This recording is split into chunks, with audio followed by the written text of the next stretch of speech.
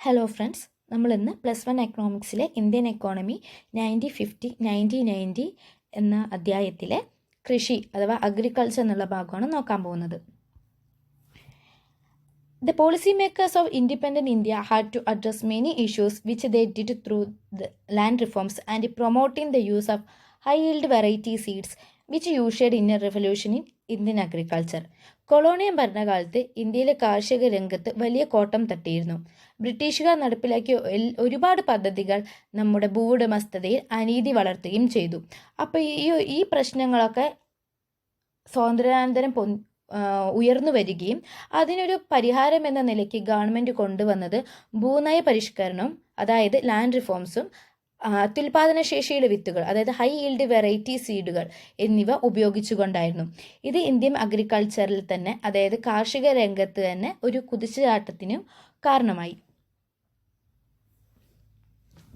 ഇനി അതിൽ കാർഷിക രംഗത്ത് ഗവൺമെൻറ് ഒരുപാട് നയങ്ങൾ കൊണ്ടുവന്നു.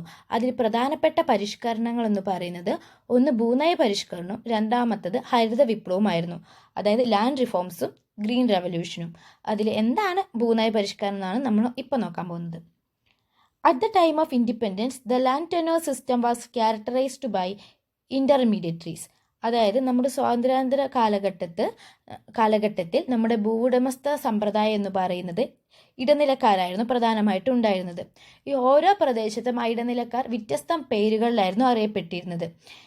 പ്രധാനമായിട്ടും നമുക്കറിയുന്നത് ജമീന്ദാർമാർ, ജാഗീർദാർമാർ എന്നീ പേരുകളിലായിരുന്നു ഇവരറിയപ്പെട്ടിരുന്നത്. ഭൂമിയിലെ ഇടനിലക്കാരെയാണ് ജമീന്ദാർമാർ, ജാഗീർദാർമാർ എന്ന് പറഞ്ഞിരുന്നത്. who merely collected rent from the actual tillers of the soil without contributing towards improvement on the farm. അപ്പോൾ ഇവർ പ്രധാനമായിട്ടും ചെയ്തിരുന്നത് ഭൂമിയുടെ നമുക്കറിയാം ഭൂമിയുടെ ഉടമസ്ഥൻ എപ്പോഴും കർഷകരായിരിക്കും. അപ്പോൾ ഭൂമിയുടെ ഉടമസ്ഥരായിട്ടുള്ള കർഷകരിൽ നിന്ന് അതായത് യഥാർത്ഥ ഉടമസ്ഥരായിട്ടുള്ള കർഷകരിൽ നിന്ന് വാടക അഥവാ നികുതി വാങ്ങിച്ച് നികുതി എല്ലാവരിൽ നിന്നും പിരിച്ചെടുക്കും. പക്ഷെ അവർ ആ ഭൂമിക്ക് വേണ്ടിയിട്ടുള്ള കാര്യങ്ങളൊന്നും ചെയ്തു കൊടുത്തിരുന്നില്ല.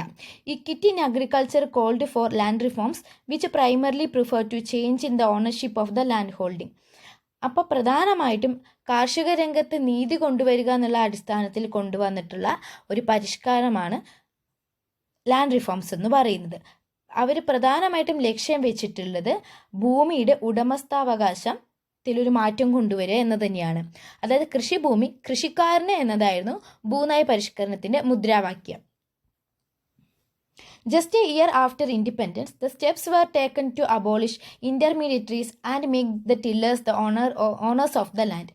അപ്പോൾ സ്വാതന്ത്ര്യാനന്തരം അതായത് ഒരു വർഷത്തിന് ശേഷം ഈ ഒരു ഇടനിലക്കാരെ ഒഴിവാക്കിക്കൊണ്ട് ഭൂമിയുടെ യഥാർത്ഥ ഉടമസ്ഥരെ കൊണ്ടുവരികയും ചെയ്തു. അതായത് ഈ ജമീന്ദാർമാരെയും ജാഗീർദാർമാരെയൊക്കെ ഒഴിവാക്കിക്കൊണ്ട് ഭൂമിയുടെ യഥാർത്ഥ ഉടമ കർഷകനാണെന്ന് മനസ്സിലാക്കുകയും ആ കർഷകന് ആ ഭൂമിയുടെ ഉടമസ്ഥത നൽകുകയും ചെയ്തു. The idea behind this move was the ownership of land would give incentive to the tillers to invest in making improvement and provide sufficient capital was made available to them. അപ്പോൾ കൃഷിഭൂമി കൃഷിക്കാരന് കിട്ടുന്നതിലൂടെ അയാൾ ഭൂമിയിൽ മൂലധന നിക്ഷേപം നടത്തി ഉൽപാദനം വർദ്ധിപ്പിക്കും. അപ്പോൾ അവർക്ക് ആവശ്യമായിട്ടുള്ള ഇൻസെൻറ്റീവ്സ് നമുക്ക് നൽകിയിട്ടുണ്ടെങ്കിൽ അവർ ഭൂമിക്ക് ആവശ്യമായിട്ടുള്ള ഇമ്പ്രൂവ്മെൻറ്റ് കൊടുക്കും. അതുപോലെ തന്നെ അവർ ഉൽപാദനം നടത്തും. അങ്ങനെ ഉൽപാദനമൊക്കെ മെച്ചപ്പെടുത്തുകയൊക്കെ ചെയ്യും. അപ്പം നേരത്തെ ആണെങ്കിലോ ഈ ഇടനിലക്കാർ വന്നിട്ട് ജമീന്ദാർമാരും ജാഗീർദാർമാരും വന്നിട്ട് എന്താ ചെയ്തിരുന്നത്? നികുതി പിരിക്കുക മാത്രമേ ചെയ്തിരുന്നുള്ളൂ. ആ ഭൂമിക്ക് ആവശ്യമായിട്ടുള്ള ഒരു കാര്യം അവർ ചെയ്തു കൊടുത്തിരുന്നില്ല. എന്നാൽ കൃഷിഭൂമി യഥാർത്ഥ ഉടമസ്ഥനിലേക്ക് എത്തുമ്പോൾ അവർ കൃഷിക്ക് ആവശ്യമായിട്ടുള്ള കാര്യങ്ങൾ ചെയ്യും. അതായത് മൂലധന നിക്ഷേപം നടത്തി കൂടുതൽ ഉൽപാദനം നടത്തും. അപ്പോൾ ശരിക്കും പറഞ്ഞിട്ടുണ്ടെങ്കിൽ ഈ ഭൂനയ പരിഷ്കരണം എന്ന് പറയുന്നത് വളരെയധികം പുരോഗമനാത്മകമായിട്ടൊരു നയമായിരുന്നു. എന്നാൽ ഇതിന് പ്രായോഗിക തലത്തിൽ ഒരുപാട് പ്രതിബന്ധങ്ങളെ തരണം ചെയ്യേണ്ടതായിട്ടും വന്നു. ഇനി ആ ഭൂനയ പരിഷ്കരണത്തെ പ്രധാനപ്പെട്ട ഒന്നാണ് ലാൻഡ് സീലിംഗ്, അതായത് ഭൂപരിധി നിർണയം. Land ceiling was another policy to promote equity in agriculture sector. അതായത് കാർഷിക മേഖലയിൽ നീതി കൊണ്ടുവരിക എന്ന രീതിയിൽ കൊണ്ടുവന്നിട്ടുള്ള പ്രധാനപ്പെട്ട ഒരു പോളിസിയായിരുന്നു ലാൻഡ് സീലിംഗ് എന്ന് പറയുന്നത്. This means fixing the maximum size of land which could be owned by an individual. അതായത് ഒരു വ്യക്തി അവൻ്റെ കൈവശം വെക്കാവുന്ന ഭൂമിയുടെ പരിധി നിശ്ചയിച്ചിട്ടുണ്ടായിരിക്കും. അതായത് ഇപ്പോൾ ഒരു വ്യക്തിയുടെ കയ്യിൽ ഇപ്പോൾ 25 ഏക്കർ ഉണ്ടെന്ന് വിചാരിക്കുക. എന്നാൽ അന്നത്തെ നിയമപ്രകാരം ആ ഒരു വ്യക്തി 1 ഏക്കർ മാത്രമായിരിക്കണം ഒരു വ്യക്തിക്ക് കൈവശം വെക്കാൻ പാടുള്ളൂ. അതായത് ഒരു നിശ്ചിത ഭൂപരിധി ഉണ്ടായിരിക്കും, അതിൽ കൂടുതൽ ആ വ്യക്തി കൈവശം വെക്കാൻ പാടില്ല. The purpose of the land ceiling was to reduce the concentration of land ownership in few hands. അപ്പോൾ പ്രധാനമായിട്ട് ഈ ഭൂപരിധി നിർണ്ണയത്തിൻ്റെ പ്രധാനപ്പെട്ട ഒരു പർപ്പസ് എന്ന് പറയുന്നത് ചുരുക്കം ചില വ്യക്തികളുടെ കയ്യിൽ കൂടുതൽ ഭൂമി കൈവശപ്പെടുത്തിയിരിക്കുന്നത് തടയുക എന്നതായിരുന്നു. ചിലപ്പോൾ 1-2 ആൾക്കാർക്ക് ഒരുപാട് ഏക്കർ സ്ഥലം ഉണ്ടായിരിക്കും. അപ്പോൾ ആ ഒരു ഇത് കുറയ്ക്കുക എന്നതായിരുന്നു പ്രധാനമായിട്ടും ഈ ലാൻഡ് സീലിംഗ് എന്നതുകൊണ്ട് ഉദ്ദേശിച്ചിരുന്നത്. The ownership conferred on tenants gave them the incentive to increase output and contribute to the growth in agriculture. അപ്പോൾ ഈ ഒരു ഓണർഷിപ്പ് എന്ന് പറയുന്നത് കർഷകന് കൊടുക്കുന്നതിലൂടെ ഈ ഔട്ട്പുട്ട്, അതായത് ഉൽപ്പാദനം വർദ്ധിപ്പിക്കാനുള്ള ഇൻസെൻറ്റീവ്സ് ഒക്കെ കൊടുക്കും. However, the goal of equity was not fully served by the abolition of intermediaries in some areas. The former zamindars continued to own large areas of land by making use of some loopholes in the legislation. എന്നിരുന്നാലും വളരെയധികം പുരോഗമനാത്മകമായിട്ടൊരു നയമായിരുന്നാലും ഈയൊരു അനീതി ഉണ്ടായിരുന്നു ഈ ഒരു പരിഷ്കരണത്തിൽ. നമുക്ക് കാർഷിക മേഖലയിൽ നീതി മൊത്തമായിട്ടും കൊണ്ടുവരാൻ പറ്റിയിരുന്നില്ല. ജന്മിമാർ, അതായത് നമ്മൾ ഈ ഭൂമിയുടെ ഉടമസ്ഥരായിട്ടുള്ള ആൾക്കാരുണ്ടായിരുന്നല്ലോ, അപ്പോൾ ജന്മിമാർ ഈ നിയമങ്ങളിലെ പഴുതുകളെയൊക്കെ കണ്ടെത്തുകയും അതിനെ സമർത്ഥമായി ചൂഷണം ചെയ്യുകയും അങ്ങനെ ഈ ജമീന്ദാർമാർ അവരുടെ കൈവശമുള്ള ഭൂമിയൊന്നും വിട്ടുകൊടുത്തൊന്നും ചെയ്തില്ല. അതായത് ഒരു നിയമം പാസ്സാക്കുമ്പോൾ അതിൽ ഒരുപാട് പഴുതുകളുണ്ടാവും. അപ്പോൾ ആ പഴുതുകളൊക്കെ അവർ കൃത്യമായിട്ട് പഠിച്ചിട്ട് അവരവരുടെ കൈവശമുള്ള ഭൂമിയൊന്നും വിട്ടുകൊടുത്തില്ല. The land ceiling legislation is also faced hurdles. The big landlords challenged the legislation in the courts, delaying its implementation. അപ്പോൾ ഈ പ്രധാനമായിട്ടും ഈ ഒരു പ്രശ്നത്തെ പല ഭൂവുടമമാരും അവരെന്ത് ചെയ്തു, കോടതിയിൽ ഈ ഒരു ഭൂനിയമത്തിനെ കോടതിയെ ചോദ്യം ചെയ്തു. അപ്പോൾ ഇത് നിയമം നടപ്പിലാക്കുവാൻ വേണ്ടിയിട്ട് കാലതാമസം ഉണ്ടായി. അപ്പോൾ ഈ നിയമം ഇപ്പം നമുക്കറിയാം, ഒരു കേസ് കൊടുത്തു കഴിഞ്ഞിട്ടുണ്ടെങ്കിൽ ഒരുപാട് മാസങ്ങളോളം ആ കേസിന് പുറകെ നമ്മൾ നടക്കേണ്ടി വരും. അപ്പോൾ ഈ ഒരു നിയമം നടപ്പാക്കാൻ വേണ്ടിയിട്ട് ഇത് കാലതാമസം ഉണ്ടാക്കുകയും ഇതിനിടയിൽ പല ജന്മിമാരും അവരുടെ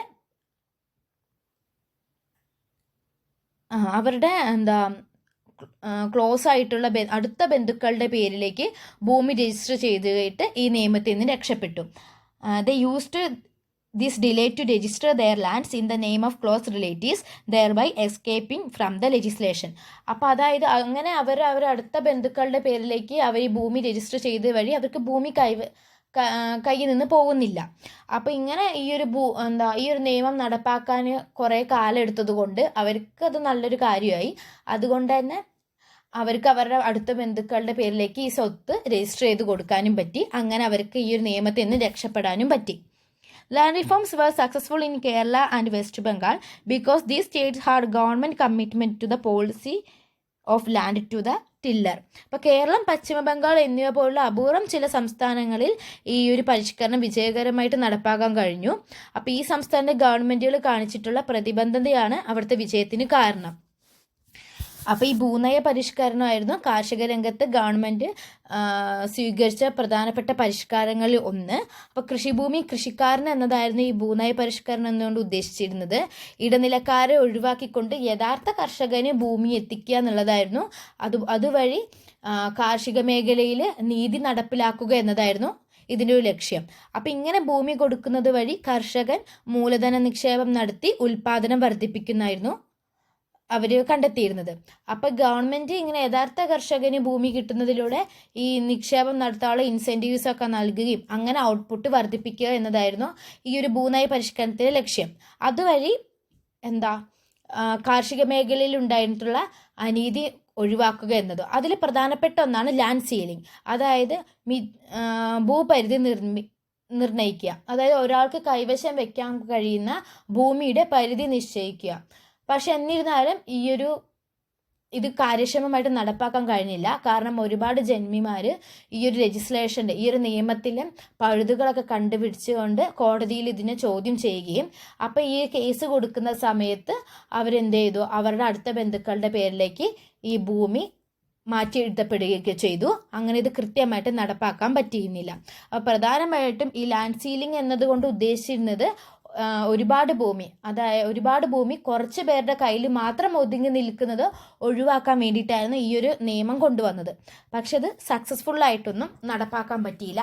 കേരളം അതുപോലെ തന്നെ പശ്ചിമ ബംഗാൾ പോലുള്ള ചുരുക്കം ചില സംസ്ഥാനങ്ങളിൽ മാത്രമാണ് ഈ ഒരു ഭൂനയ പരിഷ്കരണം കാര്യക്ഷമമായിട്ട് നടപ്പാക്കാൻ പറ്റിയിരുന്നത്. കാരണം അവിടുത്തെ government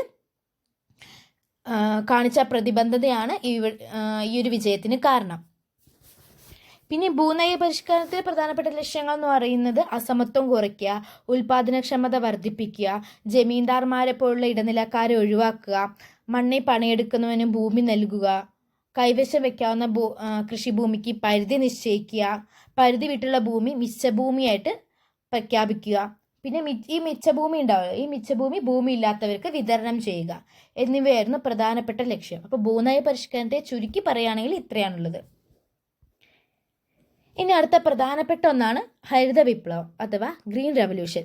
at independence about 75% of the country's population was dependent on agriculture. നമുക്കറിയാം സ്വാതന്ത്ര്യാനന്തരം ഏകദേശം നമ്മുടെ ജനസംഖ്യയിൽ 75% പേര് ഡിപ്പെൻഡ് ചെയ്തിരുന്നത് എന്തിനായിരുന്നു? കൃഷിയായിരുന്നു.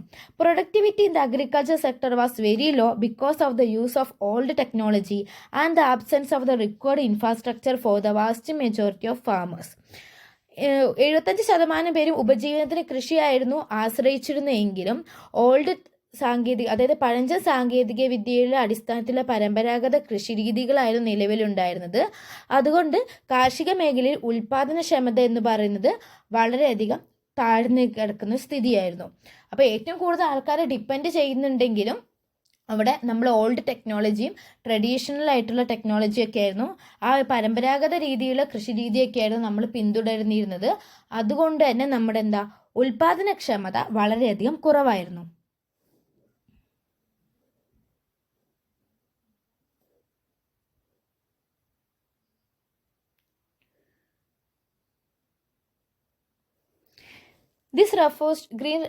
അപ്പോൾ ഈ ഒരു മാറ്റം കൊണ്ടുവന്നത് ഹരിത വിപ്ലവത്തിലൂടെയാണ്.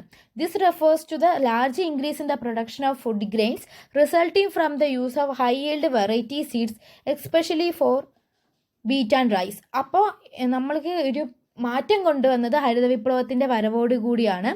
അപ്പം അത്യുൽപാദന ശേഷിയുള്ള വിത്തുകൾ, അതായത് ഹൈ ഈൽഡ് വെറൈറ്റി സീഡ്സ് ഉപയോഗിച്ചുകൊണ്ട് നമ്മൾ പ്രൊഡക്ഷൻ ഉൽപാദനക്ഷമത കൂട്ടുക എന്നതായിരുന്നു പ്രധാനമായിട്ടും ഹരിത വിപ്ലവത്തിൻ്റെ ഒന്നാമത്തെ ലക്ഷ്യം. ഈ ഒരു ഹൈ ഈൽഡ് വെറൈറ്റി സീഡ് പ്രധാനമായിട്ടും, അതായത് അത്യുൽപാദനശേഷിയുള്ള വിത്തുകൾ പ്രധാനമായിട്ട് ഉപയോഗിച്ചിരുന്നത് നെൽകൃഷിക്കും അതുപോലെ തന്നെ ഗോതമ്പ് കൃഷിക്കുമായിരുന്നു. The farmers who could benefit from HYV seeds require the reliable irrigation facilities as well as the financial resources to purchase fertilizers and pesticides. അപ്പോൾ ഈ ഒരു അത്യുൽപാദന ശേഷിയുള്ള വിത്തുകൾ ഉപയോഗിച്ചുകൊണ്ട് അതിൻ്റെ ഗുണം ലഭ്യമായിട്ടുള്ള കർഷകർക്ക് അതിനനുസരിച്ച് ജലസേചന സൗകര്യം അതുപോലെ തന്നെ രാസവളങ്ങളും കീടനാശിനികളും ഉപയോഗിക്കാനുള്ള സൗകര്യം ലഭിച്ചിരുന്നു.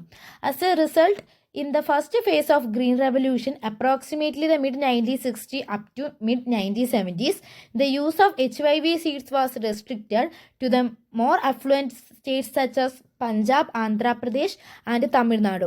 അപ്പോൾ ഹരിത വിപ്ലവത്തിൻ്റെ ഒന്നാം ഘട്ടം, അതായത് 1960-നും 1970-നും മധ്യയായിരുന്നു നമ്മുടെ ഹരിത വിപ്ലവത്തിൻ്റെ ഒന്നാം ഘട്ടം എന്ന് പറയുന്നത്. ഈ ഒരു പുതിയൊരു കാർഷിക തന്ത്രം, അതായത് ഈ അത്യുൽപാദന ശേഷിയുള്ള വിത്തുകളൊക്കെ ഉപയോഗിച്ചിരുന്നതും അതുപോലെ തന്നെ ജലസേചന സൗകര്യമൊക്കെ ഉപയോഗിച്ച ആ ഒരു കാർഷിക തന്ത്രം എന്ന് പറയുന്നത് പഞ്ചാബ്, തമിഴ്നാട്, ആന്ധ്രാപ്രദേശ് എന്നീ സംസ്ഥാനങ്ങളിൽ മാത്രം ഒതുങ്ങി നിന്നിരുന്നു. In the second phase of the Green Revolution, mid-1970s to mid-1980s, the HYV variety seeds spread to a large number of states, benefited to more variety crops.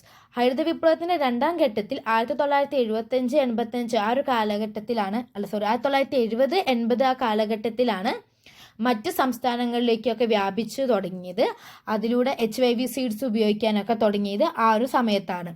അപ്പോൾ ഹരിത വിപ്ലവം എന്ന് പറയുന്നത് സ്വാതന്ത്ര്യം നേടുന്ന സമയത്ത് 75% ജനങ്ങൾ 75% പേരും ഉപജീവനത്തിനായി കൃഷിയാണ് ആശ്രയിച്ചിരുന്നെങ്കിലും നമ്മൾ ഓൾഡ് ടെക്നോളജിയൊക്കെ ആണ് പ്രധാനമായിട്ടും സ്വീകരിച്ചിരുന്നത്. അതുകൊണ്ട് തന്നെ നമ്മുടെ ഉൽപ്പാദനക്ഷമത വളരെയധികം കുറവായിരുന്നു. അപ്പോൾ ഇതിനൊരു മാറ്റം കൊണ്ടുവരാനും നമ്മുടെ ഭക്ഷ്യ ഇറക്കുമതിയിൽ മറ്റു ഫോറിൻ കൺട്രീസുമായിട്ടുള്ള നമ്മുടെ ആശ്രയത്വം കുറയ്ക്കാൻ വേണ്ടിയിട്ടാണ് ഹരിത വിപ്ലവം ആരംഭിച്ചത്. ഹരിത വിപ്ലവം എന്ന് പറയുന്നത് അത്യുൽപാദനശേഷിയുള്ള വിത്തുകൾ HIV സീഡുകൾ ഉപയോഗിക്കുന്നതും അതുപോലെ തന്നെ രാസവളങ്ങളും കീടനാശിനികളും ഉപയോഗിക്കുക, അതുപോലെ തന്നെ നല്ലൊരു ജലസേചന സൗകര്യം ഉണ്ടാക്കുക എന്നിവയായിരുന്നു ഉൾപ്പെട്ടിരുന്നത്. അതുപോലെ തന്നെ ഹരിത വിപ്ലവത്തിൻ്റെ ഒന്നാം ഘട്ടത്തിൽ ചുരുക്കം ചില സംസ്ഥാനങ്ങളിൽ മാത്രമായിരുന്നു ഉണ്ടായിരുന്നത്. എന്നാൽ അതിനുശേഷം രണ്ടാം ഘട്ടത്തിലാണ് മറ്റ് സംസ്ഥാനങ്ങളിലേക്ക് വ്യാപിച്ചിരുന്നത്. ഇനി ഹരിത വിപ്ലവത്തിൻ്റെ ചില ഗുണഫലങ്ങളാണ് നോക്കാൻ പോകുന്നത്. The green revolution enable the government to produce sufficient amount of food grains to build a stock. അപ്പോൾ ഗ്രീൻ റെവല്യൂഷനിലൂടെ നമുക്ക് ആവശ്യമായിട്ടുള്ള ഫുഡ് ഗ്രെയിൻസ് ഭക്ഷ്യധാന്യങ്ങൾ ഉൽപ്പാദിപ്പിക്കാൻ കഴിഞ്ഞു. അതുപോലെ തന്നെ അതിൻ്റെ ഒരു സ്റ്റോക്കും നമുക്ക് വെക്കാൻ കഴിഞ്ഞു. The government provide loans at a low interest rate to small farmers and subsidized fertilizers so that the small farmers could also have access to the needed inputs. അപ്പോൾ ഗവൺമെൻറ് കാർഷികാവശ്യത്തിന് കുറഞ്ഞ പലിശ നിരക്കിൽ ലോണൊക്കെ കൊടുക്കാൻ തുടങ്ങി. അതുപോലെ തന്നെ നമുക്കറിയാം പെസ്റ്റിസൈഡ്സിനും ഫെർട്ടിലൈസേഴ്സിനൊക്കെ കീടനാശിനികൾക്കൊക്കെ വളരെയധികം വില കൂടുതലാണ്. അപ്പോൾ ഗവൺമെൻറ് ഇപ്പോൾ ഒരു 70 രൂപയാണ് അക്കാലത്ത് ഒരു രാസകീടനാശിനിയുടെ വിലയെങ്കിൽ ഗവൺമെൻറ് ഏറ്റെടുത്തിട്ട് ഒരു 40 രൂപയ്ക്കൊക്കെ കൊടുക്കാൻ തുടങ്ങി. അതിന് സബ്സിഡിയൊക്കെ കൊടുക്കാൻ തുടങ്ങിയിട്ട് അത് ചെറുകിട കർഷകർക്കും ഒക്കെ വളരെയധികം ഉപകാരപ്രദമായി. The green revolution benefited the small as well as rich farmers. Green revolution ചെറുകിട കർഷകർക്കും വൻകിട കർഷകർക്കും വളരെയധികം ഉപകാരപൂർണമായി തീർന്നു. ഇനി ഫുഡ് സപ്ലൈ ത്രൂ PDS. അപ്പം നമുക്കെന്താ, നമ്മൾ സ്വാശ്രയത്വമായി, അതുപോലെ ആശ്രയത്വം കുറഞ്ഞു, നമ്മൾ സ്വയം പര്യാപ്തത നേടി. അപ്പം അതുവഴി എന്താ, നമുക്ക് ആവശ്യക്കാർക്ക് ധാന്യങ്ങൾ ഫുഡൊക്കെ നമ്മൾ പബ്ലിക് ഡിസ്ട്രിബ്യൂഷൻ സിസ്റ്റം നമുക്കറിയാം റേഷൻ കടകളിലൂടെ വിതരണം ചെയ്യുവാനും തുടങ്ങി. കുറഞ്ഞ വിലയ്ക്ക് ധാന്യം വിതരണം നടത്താൻ ഗവൺമെൻറ്റിന് കഴിവുണ്ടായി. അപ്പോൾ പ്രധാനമായിട്ട് ഹരിത വിപ്ലവത്തിൻ്റെ സത്ഫലങ്ങൾ എന്ന് പറയുന്നത് ഭക്ഷ്യധാന്യങ്ങളുടെ കാര്യത്തിൽ ഇന്ത്യ സ്വയം പര്യാപ്തമായി, ആശ്രയത്വം കുറഞ്ഞു, അതുപോലെ തന്നെ നമ്മൾ സബ്സിഡീസ് കൊടുത്തു, ലോ ഇൻട്രസ്റ്റ് റേറ്റിൽ ലോണൊക്കെ കർഷകന് കൊടുക്കാൻ തുടങ്ങി. പിന്നെന്താ, ഭക്ഷ്യക്ഷാമമൊക്കെ ഉണ്ടായിട്ടുണ്ടെങ്കിൽ നമുക്ക് എടുത്തുപയോഗിക്കാൻ ആവശ്യമായിട്ടുള്ള കരുതൽ സ്റ്റോക്കൊക്കെ ഉണ്ടായി. ഇനി ഹരിത വിപ്ലവത്തിൻ്റെ ദോഷഫലങ്ങളാണ്. Widening the gap between rich and poor farmers. അതായത് ധനിക കർഷകർക്കും ദരിദ്ര കർഷകർക്കും ഇടയിലുള്ള വിടവ് വർദ്ധിപ്പിച്ചു. അതായത് ധനിക കർഷകർക്കാണ് ഹരിത വിപ്ലവം കൊണ്ട് കൂടുതൽ നേട്ടമുണ്ടായതെന്നാണ് പറഞ്ഞിരുന്നത്. High yielding variety seeds increase the pest infestation. അതായത് ധാരാളമായിട്ട് നമ്മൾ അത്യുൽപാദന ശേഷിയുള്ള വിത്തിനങ്ങൾ ഉപയോഗിച്ചു. പക്ഷെ എന്നിരുന്നാലും ഈ വിത്തിനങ്ങളെ കീടബാധ വർദ്ധിച്ചു. Heavy use of chemical fertilizers and pesticides have poisoned the soil. നമുക്കറിയാം സബ്സിഡി നിരക്കിൽ നമുക്ക് ആവശ്യത്തിന് രാസവളങ്ങളും കീടനാശിനികളൊക്കെ കൊണ്ടുവന്നു. നമ്മൾ ഉൽപ്പാദനം കൂട്ടാൻ വേണ്ടി മണ്ണിൽ കൂടുതൽ രാസവളങ്ങളും കീടനാശിനികളും ഉപയോഗിക്കാൻ തുടങ്ങി. അത് ധാരാളമായിട്ട് ഉപയോഗിച്ചപ്പോൾ എന്ത് ചെയ്തു, നമ്മുടെ മണ്ണിനെ വിഷമയമാക്കി. In the first phase, the Green Revolution had almost turned into a wheat revolution.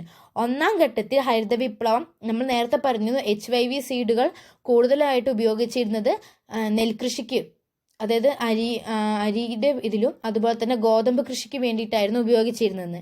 അപ്പോൾ ഏറ്റവും കൂടുതൽ പ്രൊഡക്ഷൻ നടന്നതും ഗോതമ്പിലായിരുന്നു. അപ്പോൾ അതുകൊണ്ട് തന്നെ ഹരിത വിപ്ലവം എന്ന് പറയുന്ന ഒന്നാം ഘട്ടത്തിൽ ഏറെക്കുറെ ഗോതമ്പ് വിപ്ലവം എന്നാണ് അറിയപ്പെട്ടിരുന്നത്. അപ്പോൾ ഹരിത വിപ്ലവത്തിന് മറ്റൊരു ഇതായിട്ട് നമ്മൾ പറയുന്നത് വീറ്റ് റെവല്യൂഷൻ എന്നും പറയാറുണ്ട്. അപ്പോൾ ഇതൊരു ദോഷവശമായിട്ട് പറയുന്നുണ്ട്.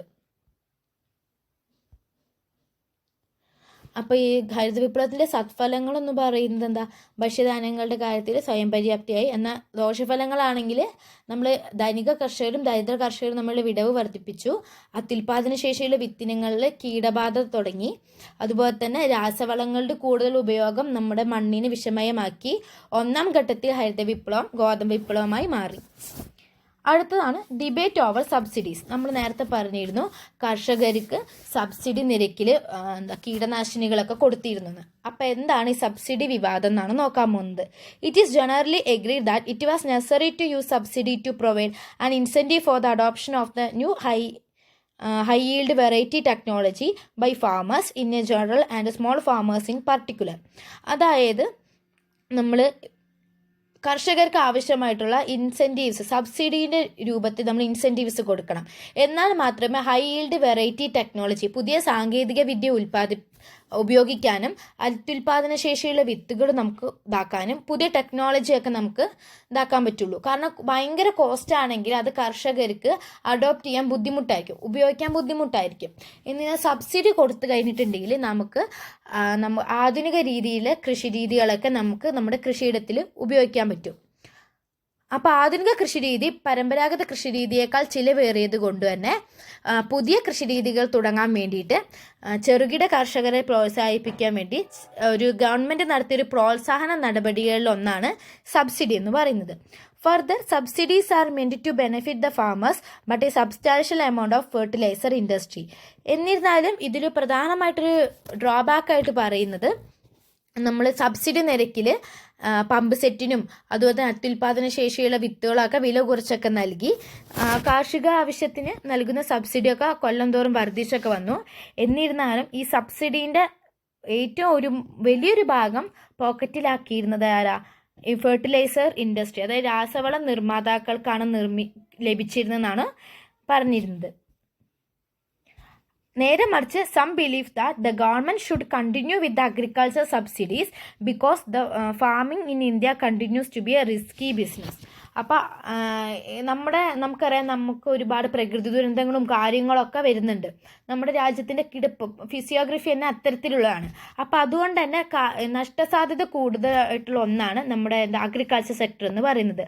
അതുകൊണ്ട് ഗവൺമെൻറ് ഒരിക്കലും സബ്സിഡി ഒഴിവാക്കാൻ പാടില്ല. കാരണം കൃഷിയിൽ അപകട സാധ്യത കൂടുതലായതിനാൽ ഈ ഒരു സബ്സിഡി എന്ന് പറയുന്നത് ഗവൺമെൻറ് കണ്ടിന്യൂ ചെയ്യണം എന്നാണ് അതിന് പിന്തുണയ്ക്കുന്ന ഒരു വാദഗതിയായിട്ട് പറയുന്നത്. അപ്പോൾ സബ്സിഡി എന്ന് വെച്ചിട്ടുണ്ടെങ്കിൽ ആധുനിക കൃഷി രീതിയെ ആധാരമാക്കിയിട്ടുള്ളതാണ് പുതിയ കാർഷിക തന്ത്രം. അപ്പോൾ അത്യുൽപാദന ശേഷിയുള്ള വിത്തുകൾ, രാസവളങ്ങൾ, കീടനാശിനികൾ, അതുപോലെ തന്നെ ആധുനിക ടെക്നിക്കൊക്കെ ഉപയോഗിക്കണമെങ്കിൽ അത് ചിലവേറിയതാണ്. അതുകൊണ്ട് തന്നെ കർഷകരെ ഇത്തരം രീതിയൊക്കെ അവലംബിക്കാൻ വേണ്ടി പ്രോത്സാഹിപ്പിക്കുന്നതിന് വേണ്ടി ഗവൺമെൻറ് ചില പ്രോത്സാഹന നടപടികൾ സ്വീകരിച്ചു. അതിലൊന്നാണ് സബ്സിഡി. അതായത് അത്യുൽപാദന ശേഷിയുള്ള വിത്തുകൾ, പമ്പ് സെറ്റുകൾ, ജലസേചന സൗകര്യം എന്നിവ വില കുറഞ്ഞ ഇതിൽ കർഷകർക്ക് കൊടുക്കുക എന്നുള്ളതാണ്. എന്നാൽ ഈ സബ്സിഡിക്ക് എതിരായിട്ട് പറയുന്നതെന്ന് വെച്ചിട്ടുണ്ടെങ്കിൽ സബ്സിഡീൻ്റെ എല്ലാ പോക്കറ്റിലാക്കുന്നത് സമ്പന്ന കർഷകരാണ്. അതോടൊപ്പം ഈ ഒരു രാസവള നിർമ്മാതാക്കൾക്കാണ് അതിലൊരു വലിയൊരു ഭാഗം കിട്ടുന്നത് എന്നാണ് പറയുന്നത്. പിന്നെ അതിനെ പിന്തുണയ്ക്കുന്നൊരു വാദഗതിയായിട്ട് പറയുന്നത് നമ്മുടെ രാജ്യത്ത് എപ്പോഴും ഒരു റിസ്കി ആയിട്ടുള്ള ചോയ്സാണ് അഗ്രികൾച്ചർ. അത് കൃഷി ചെയ്യുക എന്ന റിസ്കി ആയിട്ടുള്ള ചോയ്സാണ്. അതുകൊണ്ട് തന്നെ ഗവൺമെൻറ് എപ്പോഴും സബ്സിഡി എന്ന് പറയുന്നത് കണ്ടിന്യൂ ചെയ്യണം എന്നാണ് അതിനെ പിന്തുണയ്ക്കുന്ന വാദഗതിയായിട്ട് പറയുന്നത്. പിന്നെ പുതിയ സാങ്കേതിക വിദ്യ മൂലം കൃഷി ആദായകരമായി തീർന്നിരിക്കുന്നതിനാൽ സബ്സിഡികൾ കൊടുക്കേണ്ടതില്ല എന്നും പറയുന്നുണ്ട്. പിന്നെ ഈ ഇനത്തിൽ ഗവൺമെൻറ്റിന് ഭയങ്കര തുക ചിലവുണ്ട്. അതെന്ന് പറയുന്നത് നല്ല പ്രൊഡക്റ്റീവായിട്ടുള്ള കാര്യത്തിന് വേണ്ടി യൂസ് ചെയ്യാനും പറയുന്നു.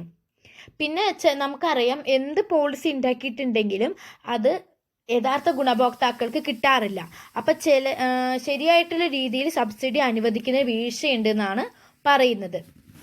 പിന്നെ പിന്തുണയ്ക്കുന്ന വാദഗതിയായിട്ട് പറയുന്നത് ഇപ്പം നമുക്ക് ഇന്ത്യയെ പോലുള്ളൊരു രാജ്യത്ത് സബ്സിഡിയുടെ ആവശ്യകത എന്ന് പറയുന്നത് കൂടുതലാണ്.